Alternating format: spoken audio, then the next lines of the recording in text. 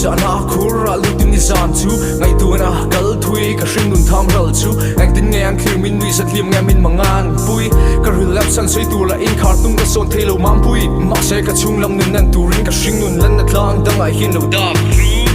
ka thin lung kong khar chu ki kula pin dan chu nga sul khom kol bat nu wol ve na chabi na kal khum wanga ti thei nei lo wat drop ye kan nun dik dak leinat na wanga ngai dam dil tu chu in va puanga e si do me na ngai pharin he ra hi lo sa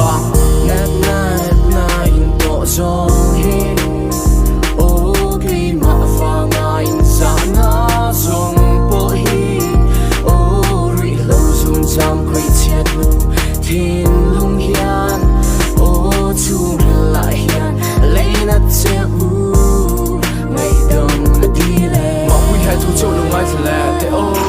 mana ka chung ka dan hin wi reng reng in nei lo I parai tu sen no nun ti bo ka tem fo ma se ki mi ten nom hi ji gam sen ka thlei so wang ni lo vat tel lo fo ka pa ngai thei lo awang so kin ka dam doya ka ngai chu nang nen min pothun na dam na hu na ya tra na room lama min thleng da min mangai tu chu ni telin kiang sela ka chel ngam do lo che mam pui isalen da ma se now Rebecca thin lung ka ti thler sap ne na min ngai dam thina hei hi ka play na ka ming lem phe na la tharin play nan thil ru ka senga in rima kan len na net na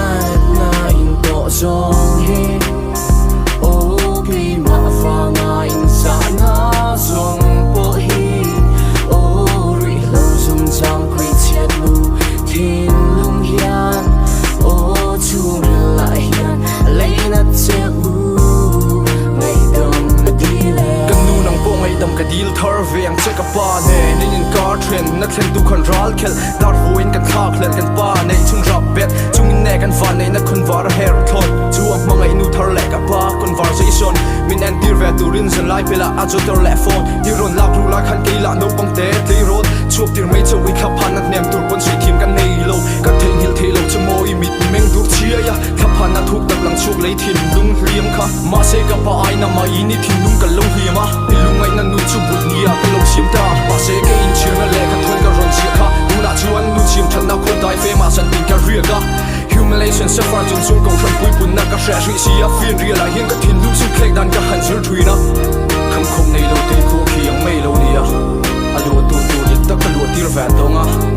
ngai tu tu in lom na ta na ka suang tu na la te hi ta ka la chang ve he